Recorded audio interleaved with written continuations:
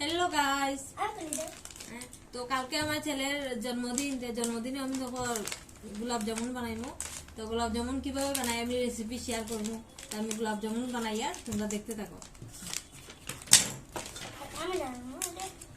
প্রত্যেক বছরও বানাই, তো এবারও বানাই আর এবার শেয়ার করলাম। এটা হলো গোলাপ জামুনের ময়দা পাউডার, মানে ময়দার মতো না এটা। তো আমি 2 প্যাকেট আনছি, 1 প্যাকেট আনছি, 1 প্যাকেটের লাগে একটা ফ্রি দিছে। 1 প্যাকেটের দাম হলো 150 টাকা। এমটিআর 1 প্যাকেটের দাম 150 টাকা, তো 2 প্যাকেট আমি 150 টাকা দিয়ে আনছি।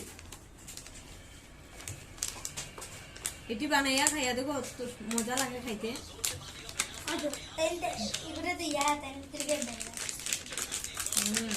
সব এটিকেটে ভাগ করতে বন্ধ করে দাও। ক্রিকেট ওই দেখো বনি ঘুমাইছে আমার। আহা হা আহা আনাই লাগি আমার বোন ওই দেখো বনু ঘুমাইছে। বনু ও বনু আর ওই তাইরে বিছনা তুইয়া বাবা ক্রিকেট দেখ রে। ওদিগান ওই দেখো এখন মাইক দেখা রে ওগুলো মাখাই রে পানি দি পানি আনছুনি লাগি দি। তো এটি কিভাবে বানায়, এটা প্রথম আমি পানি দিয়ে তোরা যেরকম আটা রুটি বানায় এরকম বানাইতে লাগবো। আমি এরকম আটা রুটির মতো বানাইয়া প্রথমে তোরা হলে জল দিতে লাগবো। বেশি জল দিলে আবার নরম হয়ে যাবে, আবার পাউডার দিতে লাগবো। তো তোরা হলে জল দিলে বানাইলে পুরা বরাবর হয়।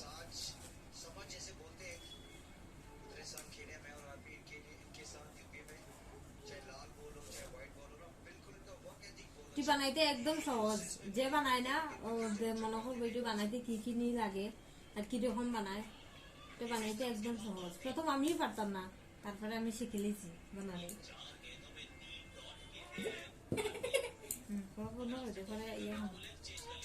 এই তো দেখতে থাক।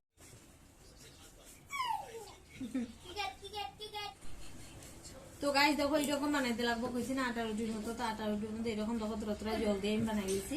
তার লাস্টে দিয়ে দিতে লাগবো ঘি। যত বেশি করে দিবে এত ভালো লাগে। লাস্টে ঘি দিয়ে মাখাইতে লাগে। এরকম আটা রুটির মধ্যে ঘি দিয়ে ডলতে লাগে, একটু ডলতে লাগে বেশি। যত ডলবা এত সফট হইব মিষ্টিটা। একবারে বল মাত্র 9 রান।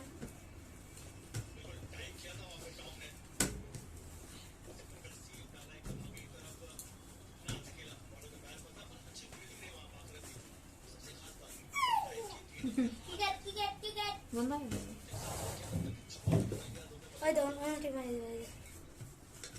তো গাইস দেখো আমি এরকম ডলে লিছি, প্রায় 3-4 মিনিট ডলছি না, 3-4 মিনিট এরকম ডলছি। 3-4 মিনিট কইছি, 3-4 মিনিট এরকম ডলার পরে সফট হয়ে গেছে পুরা। তো আমি এত এরকম ঘি লাগাইয়া না ঘি লাগাই এরকম ডলিয়া গুল গুল করিয়া। বেশি বড় করলে অত বড় বড় হয়ে যাবে না, এত ঠিক আছে। অত বড় করলে তো অত বড় হবে, বড় মিষ্টি।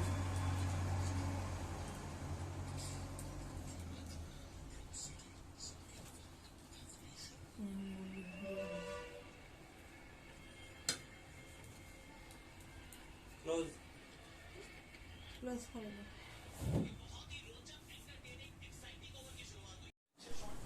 তো গাইস দেখো আমি সব মিষ্টি বানাইছি, কি সুন্দর গুলগুল করে বানাইছি মিষ্টিটা। কতটা মিষ্টি হয়েছে জানি না, আমি কমছি না কোনো মিষ্টি।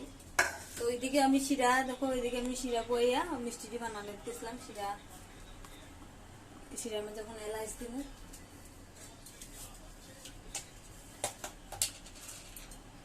শিরার মাঝে এলাচ দিতে লাগে। শিরাটা একটু বেশি করে বানাতে লাগবে যাতে মিষ্টিটি ডুবে ডুবে থাকে।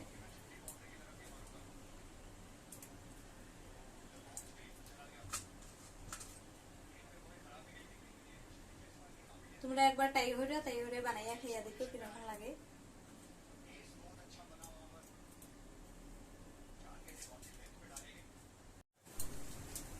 তাই যখন মিষ্টিটি ভাজতে লাগবো, ওইটি আমি বাজার লেগে তেল রাখলাম।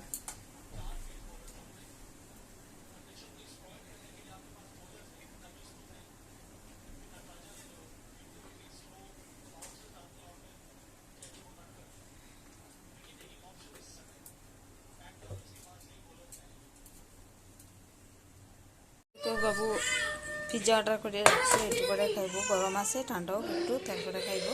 আর এদিকে তো আমার রসগোল্লা কালকে লাগে রেডি। আমার দুই শিরার ঠান্ডা হয়ে গেছে, আর এটি ঠান্ডা হয়ে গেছে, পুরো ঠান্ডা হয়ে গেছে। এখন আমি এটির মধ্যে দিলাম সব দিয়ে সারা রাত্রে রাখবো। রাখার পরে দেখো ঘুম থেকে এটা পুরো ফুলি যাবো, আর বড় বড় হইব ফুলিয়া, আর খাইতে অনেক ভালো লাগবে, ভিতরে অনেক শিরা ঢুকবো। এরকম আমি বানাই, তোমরা একবার বানাইয়া ট্রাই করিয়া দেখো কীরকম লাগে। গোলাপ জামুনটা কি সুন্দর লাগে দেখতে, শিরা মাঝে ডুবিয়ে রাখছে, কি ভালো লাগে দেখতে। তো কাল সকালে অনেক বড় বড় হইব গাছ, দেখো আরো ভালো লাগবে। তারপরে কাল সন্ধ্যার সময় আবার রাখবো এটি, এরকম ডুবে ডুবে দিতে লাগবো। আমি চামচটি এনে এরকম ডাবাই ডাবাই দিব। তো তোমরা একবার ট্রাই করো এরকম বানাইয়া, ট্রাই করে বানাইয়া খাইয়া দেখো কীরকম লাগে, ভালো লাগে। তো আমার আজকের ব্লগটা কীরকম লাগলো, ভালো লাগলে লাইক কমেন্ট শেয়ার করে দিও। Tata, bye bye.